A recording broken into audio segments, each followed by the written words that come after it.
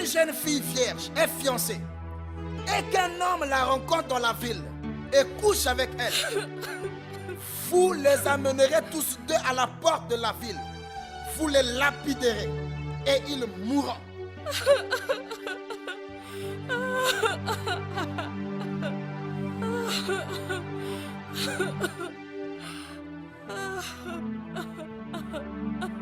J'ai pensé à ma virginité. Soyez bénis, peuple de Dieu. C'est avec un grand intérêt que je vous retrouve aujourd'hui. Je suis content parce que je vous vois en pleine forme. Vraiment en pleine forme parce que depuis que nous avons décidé de vous tenir compagnie dans cet album en polo, j'espère que vous êtes en train de noter des très très bons moments, des enseignements riches qui vous révoltent, qui vous font révolter. Prions aujourd'hui le Seigneur. Le Dieu de mes pères, le Dieu des esprits des prophètes, le Dieu de mon père spirituel, le docteur Josué Kipinza, le Dieu de ma mère, Carmel Otombongo, je viens te rendre toutes les actions de grâce, afin que Saint-Père, tu prennes le contrôle de ces instants et que tu touches les cœurs de tout celui qui entendra ce message. Seigneur, prête-nous les mots qu'il faut afin que ton peuple reconnaisse réellement que tu as parlé au cœur de chacun. Seigneur, que ce message soit un rendez-vous avec le cœur de chacun. Rencontre chacun dans son cœur comme tu en avais l'habitude de le faire lorsque tu rencontrais le souverain sacrificateur dans la tente d'assignation. Père éternel, merci de pouvoir toujours rendre disponible ta parole en notre faveur afin de nous éclairer, que cette parole devienne une lumière à nos pieds et une lampe à nos pieds et une lumière qui éclaire nos sentiers. Nous te célébrons et te magnifions dans le nom de Jésus-Christ de Nazareth. Ainsi nous avons prié. Amen. Je vais ce matin parler d'un message sans tabou. C'est sans tabou peut-être parce que vous allez vous rendre compte que je vais parler d'un sujet très sensible, peut-être peu abordé dans les familles, peu abordé dans les écoles, pire encore, pas abordé dans les églises, parce que c'est des sujets sensibles. Mais vous savez qu'il faut parler de ces choses pour que la parole de Dieu s'imprègne, soit imprégnée au milieu des familles. Il n'y a pas de tabou avec la parole de Dieu, mes amis. Quand les gens pêchent, quand les gens font des choses, ils n'ont pas peur, ils n'ont pas honte. Mais pourquoi quand il faut parler de certaines choses, on doit avoir honte? Aujourd'hui, la vérité va triompher. Dites après moi, la vérité va triompher. Dis à ton voisin, la vérité va triompher. Alléluia. Acclamons très fort pour le Seigneur. Le thème de mon message aujourd'hui est intitulé « J'ai pensé à ma virginité ». J'ai pensé à ma virginité. Regarde ton frère, regarde ta soeur. Papa, regarde ta fille. Maman, regarde ta fille, ton fils. Dis, j'ai pensé à ma virginité. Eh oui. Quel genre de sujet, prophète Ézéchias, tu veux nous aborder encore? Ah, prophète, tu as toujours des sujets. Oui, j'ai des sujets parce que je suis connecté à une source intarissable. Raison pour laquelle, chaque fois quand je monte, je descends avec un rouleau et je vous le partage. Ouvrons nos Bibles dans le livre de Deutéronome, chapitre 22. Nous allons lire à partir du verset 13 jusqu'au verset 30. Deutéronome, chapitre 22, verset 13 jusqu'au verset 30. Je vais lire au nom de Jésus-Christ de Nazareth. Si un homme qui a pris une femme et est allé vers elle, éprouve ensuite l'aversion pour sa personne, s'il lui impute des choses criminelles et porte atteinte à sa réputation en disant « J'ai pris cette femme, je me suis approché d'elle et je ne l'ai pas trouvée vierge. » Alors le père et la mère de la jeune femme prendront les signes de sa virginité et les produiront devant les anciens de la ville à la porte. Le père de la jeune femme dira aux anciens: j'ai donné ma fille pour femme à cet homme, et il l'a prise en aversion. Il lui impute des choses criminelles en disant: je n'ai pas trouvé ta fille vierge. Or, voici les signes de virginité de ma fille. Et ils déployeront son vêtement devant les anciens de la ville. Les anciens de la ville saisiront alors cet homme et le châtieront. Et parce qu'il a porté atteinte à la réputation d'une vierge en Israël, ils le condamneront à une amende de 100 cycles d'argent qu'il donnera au père de la jeune femme. Elle restera sa femme et il ne pourra pas la renvoyer tant qu'il vivra. Mais s'il le fait, si le fait est vrai, si le jeune homme, si la jeune femme, je vous l'ai dit, ne s'est point trouvée vierge, en fera fuir la jeune femme à l'entrée de la maison de son père, elle sera lapidée par les gens de la ville et elle mourra parce qu'elle a commis une infamie en Israël en se prostituant dans la maison de son père. Tu ôteras ainsi le mal du milieu de toi. Si l'on trouve une femme, si l'on trouve un homme couché avec une femme mariée, ils mourront tous deux. L'homme qui a couché avec la femme et la femme aussi. Tu ôteras ainsi du milieu le mal, tu ôteras ainsi le mal du milieu d'Israël. Si une jeune fille vierge est fiancée et qu'un homme la rencontre dans la ville et couche avec elle, vous les amènerez tous deux à la porte de la ville. Vous les lapiderez et ils mourront.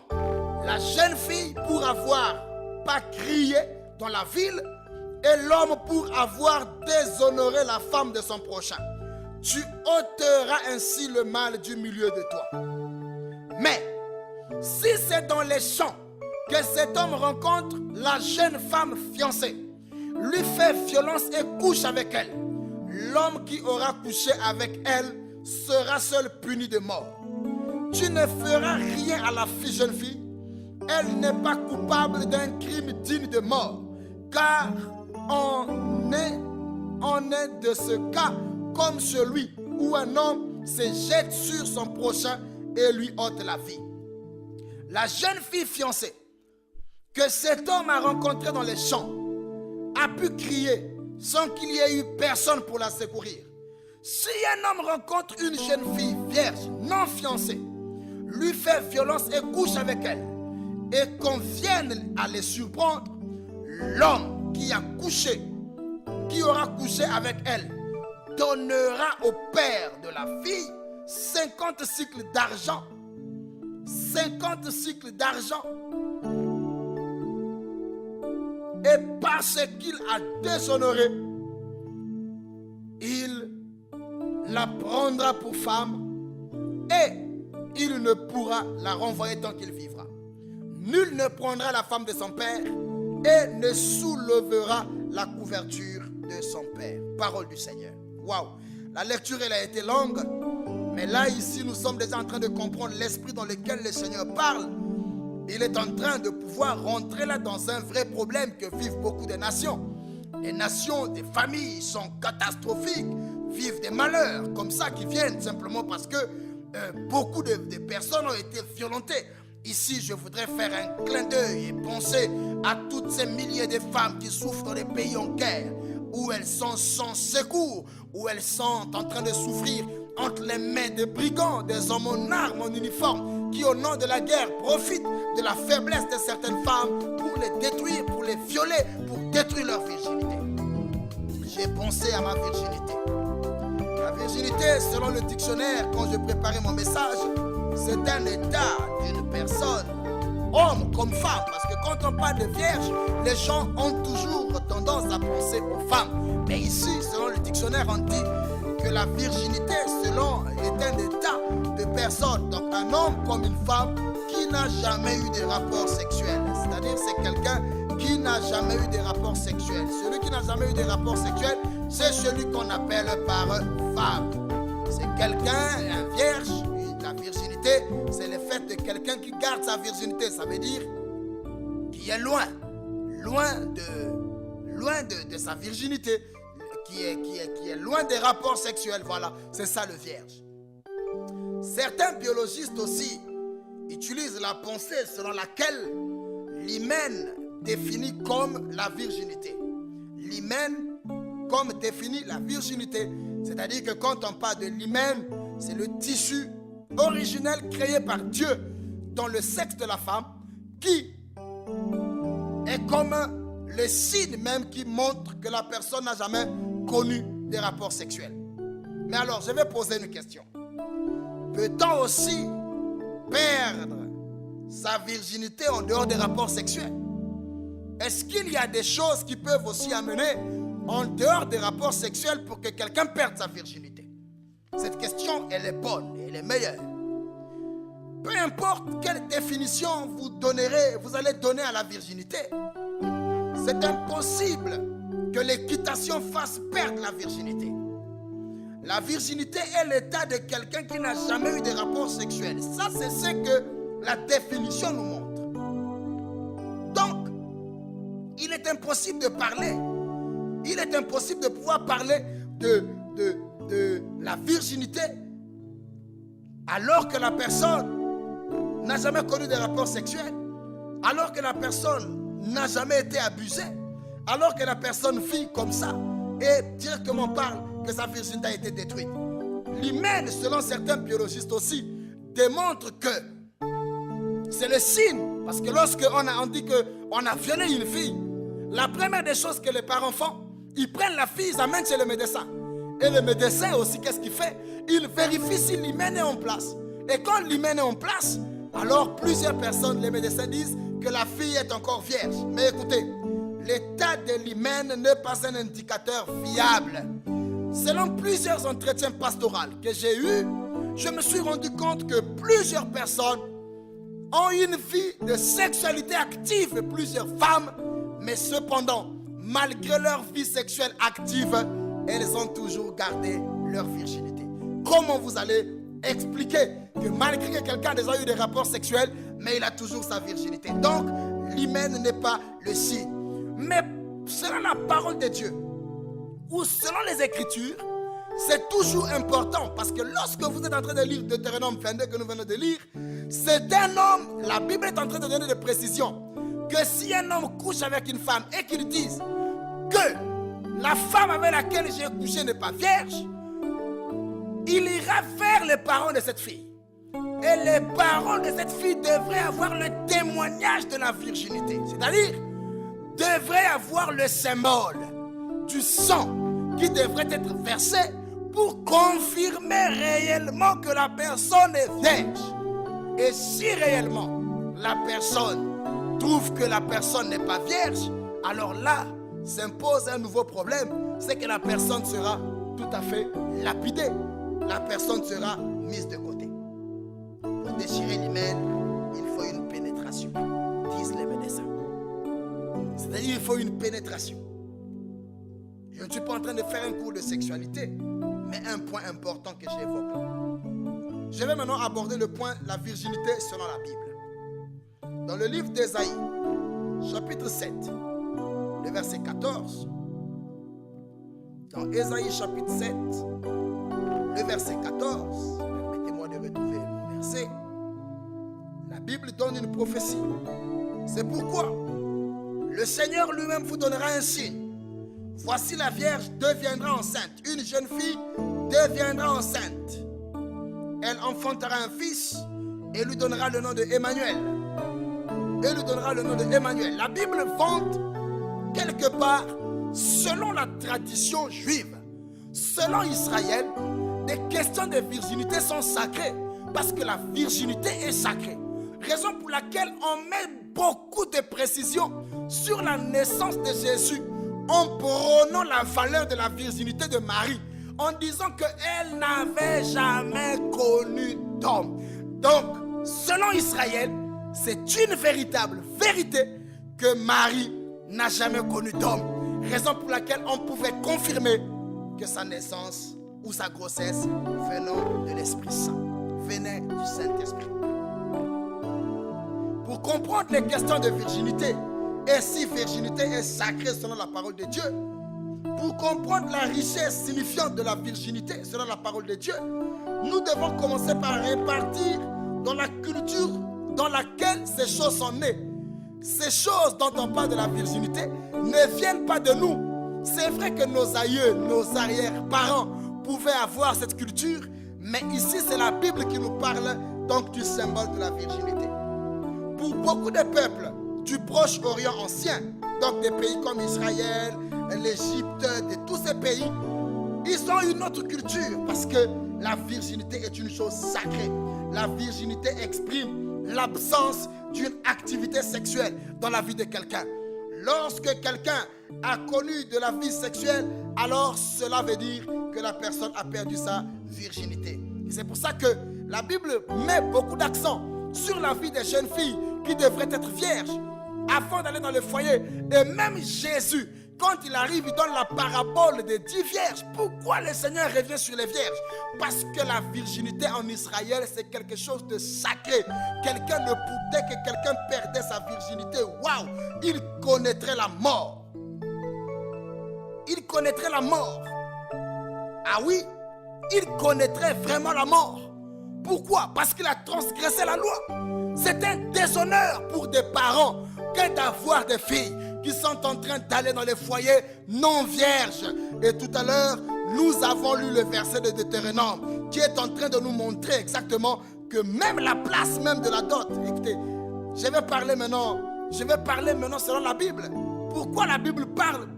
D'où sort le mot dot dans la Bible? Ouvrons Exode chapitre 22. Nous allons essayer de comprendre d'où sort le mot dot. Ce message peut vraiment déranger, mais c'est pas de ma faute. C'est pas de ma faute, c'est la Bible. Lisons Exode chapitre 22, versets 16 à 17. Si un homme séduit une vierge qui n'est point fiancée et qu'il couche avec elle, il payera sa dot et la prendra pour femme. Verset 17. Si le père lui refuse de la lui accorder, il payera en argent la valeur de la dot des vierges. Bon, ici, ce n'est pas Ninos, ce n'est pas Ézéchias, ce n'est pas Ngwama, ce n'est pas le prophète qui l'invente. Ça, c'est la parole de Dieu qui montre exactement comment la dot avait été instituée. Je reviendrai sur les traditions. Nos traditions prônent, non, si tu n'as pas doté la femme, tu ne peux pas la voir. Tu ne peux pas mettre une femme à la maison alors que tu ne l'as pas encore dotée. Je vous pose la question selon Exode 22. Qu'est-ce que les parents sont en train de faire aujourd'hui par rapport au texte et par rapport à la parole de Dieu? En réalité, le sens de la dot selon la Bible expliquerait que la dot, c'est le prix payé pour la virginité.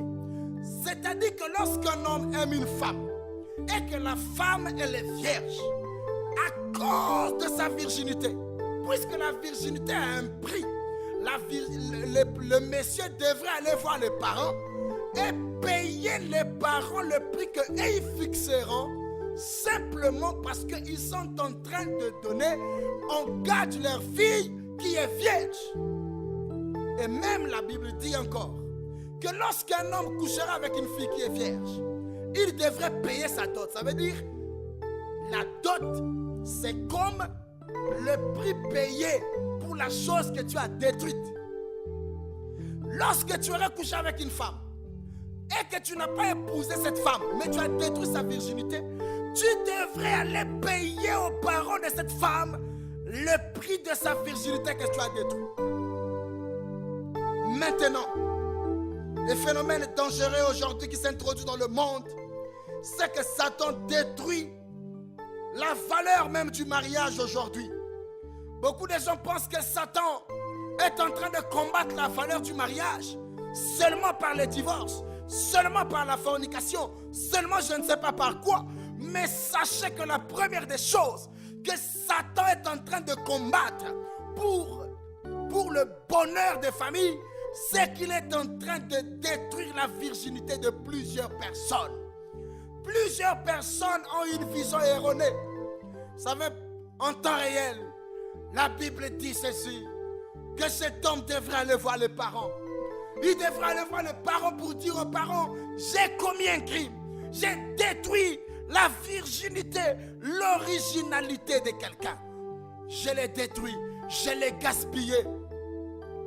Deutéronome 22 dit que lorsqu'un homme devrait coucher avec une femme qui n'était pas vierge, il devrait s'indigner. Ça veut dire qu'il devait être malheureux.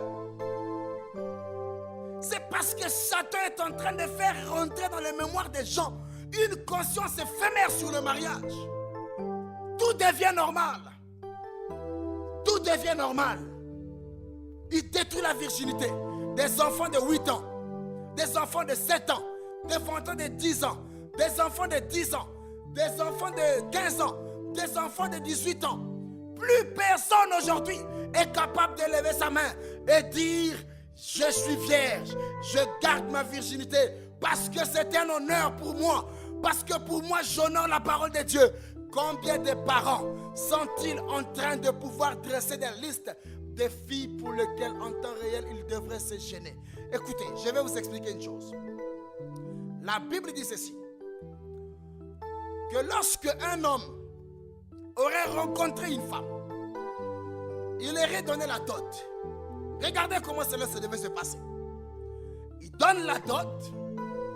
Une fois qu'il a donné la dot, le prix pour avoir sa femme, c'est la Bible. La dot, ce n'est pas démoniaque, ce n'est pas la tradition africaine ou non, c'est une tradition biblique. Donc comme nous respectons la Pâque, la Sainte Seine et tous les autres sacrements dans l'église, aussi la dot est un sacrement. Si tu ne l'as jamais fait, tu as brisé les lois de Dieu. Alors, cet homme qui devrait aller, les parents ont leur fille. Ils savent qu'ils ont bien enseigné leur fille, ils ont bien protégé leur fille, ils ont mis leur fille à l'abri, ils ont enseigné la parole de Dieu, ils lui ont mis la crainte de Dieu dans le cœur et la fille a grandi. Une fois que la fille a grandi, les parents ne savaient pas comment la fille vivait dans la rue. Quand elle allait à l'école, les parents ne savaient pas ce qu'elle faisait. Les parents sont sûrs qu'ils sont en train de donner à quelqu'un une fille qui est encore normale. Alors, qu'est-ce qu'ils devraient faire? On a amené des présents. Mais avant de boire la boisson et de prendre les présents donnés par cette femme, par cet homme plutôt, qu'est-ce que les parents devraient faire? Les parents devraient donner un linge blanc au marié.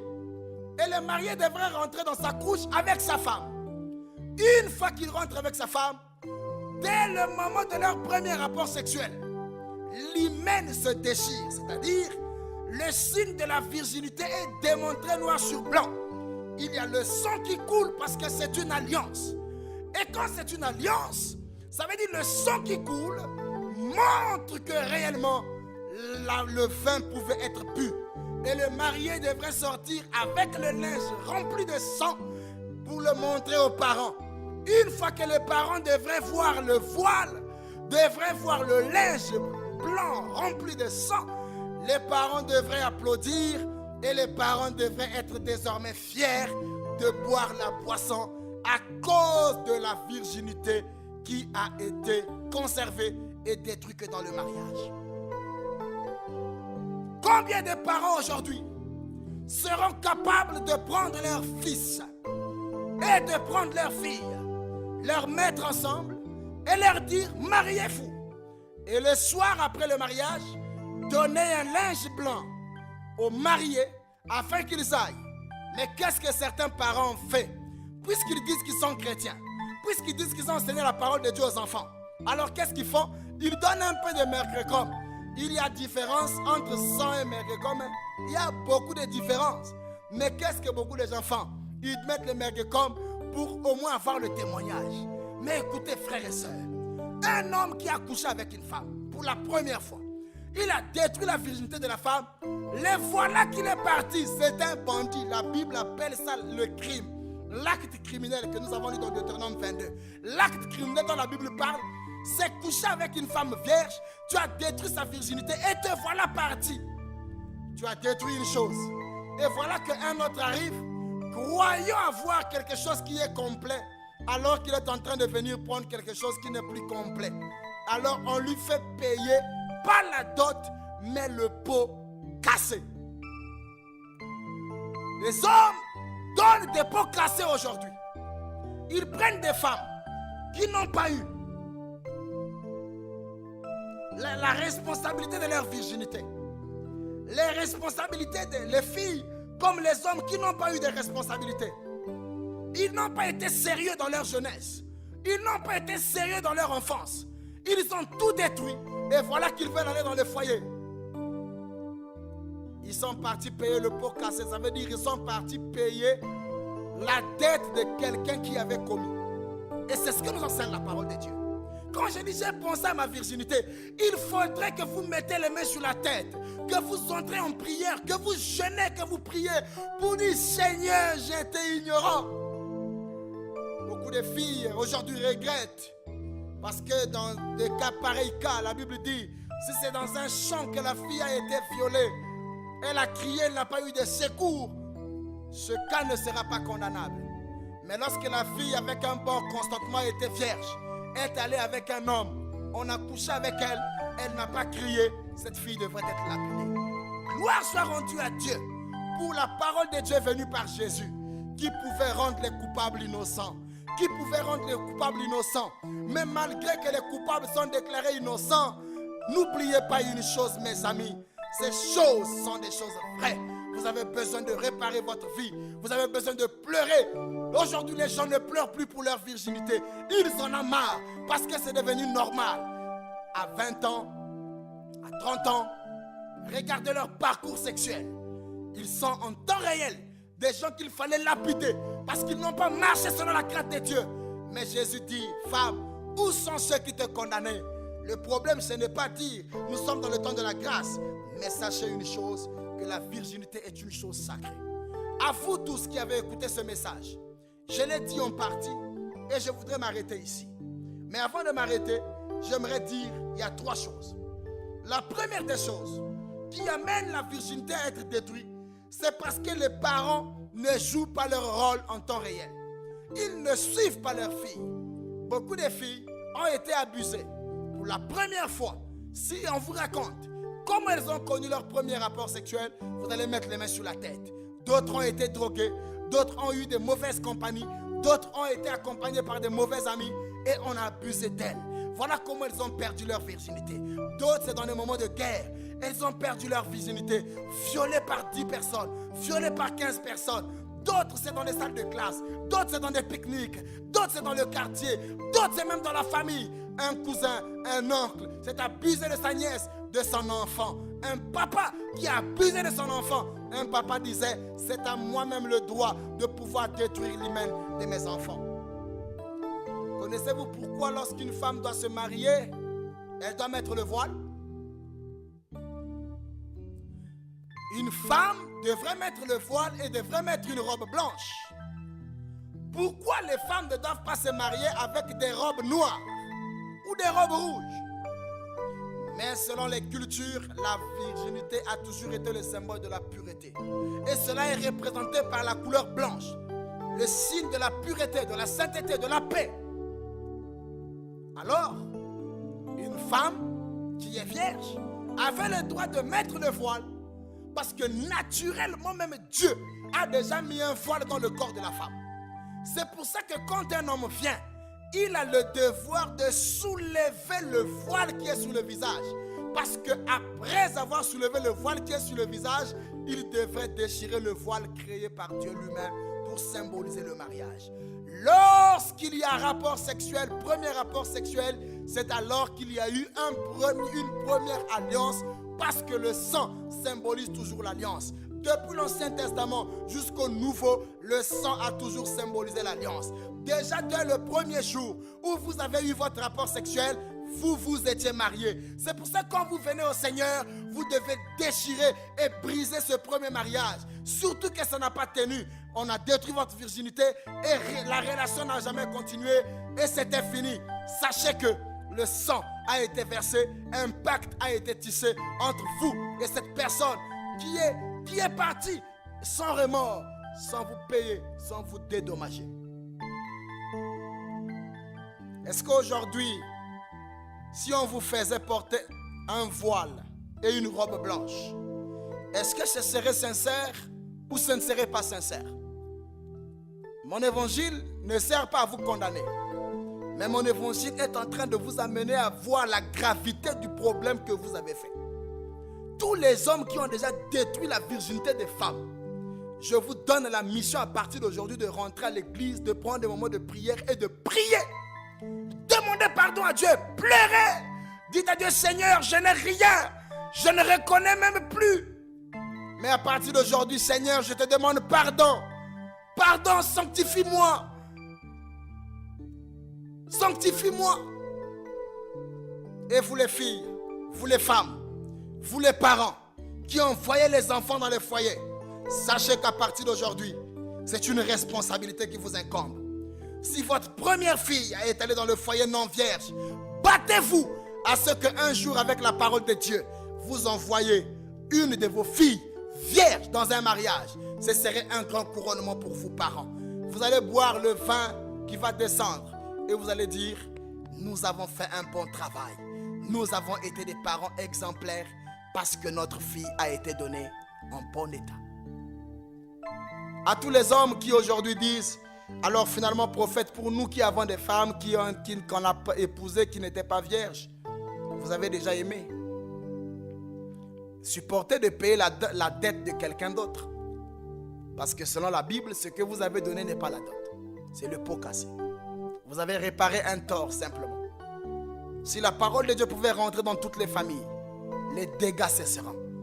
Et il y a des problèmes aujourd'hui qui rentrent dans les foyers parce que les gens ont eu des expériences très poussées sexuellement parlant.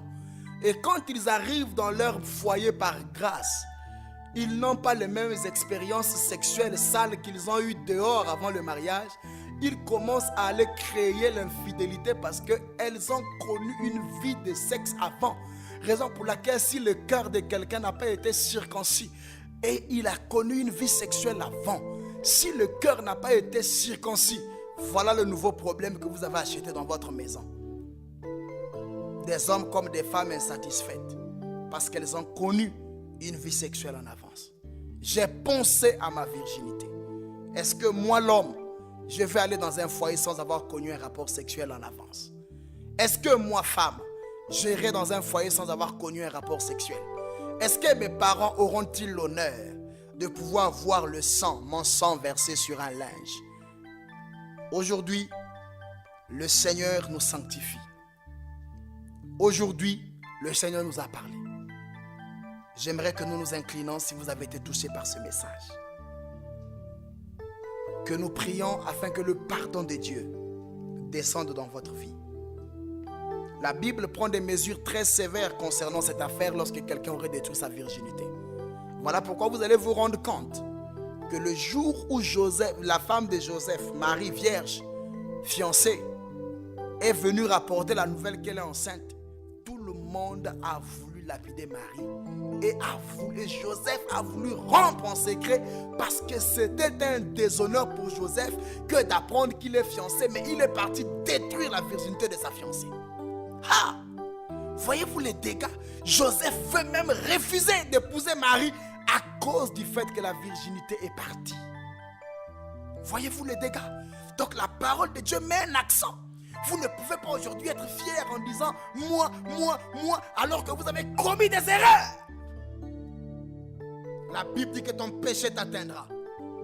Si tu ne répares pas ton tort, tu ne considères pas ce que je prêche, un jour ce que je te dis te rattrapera.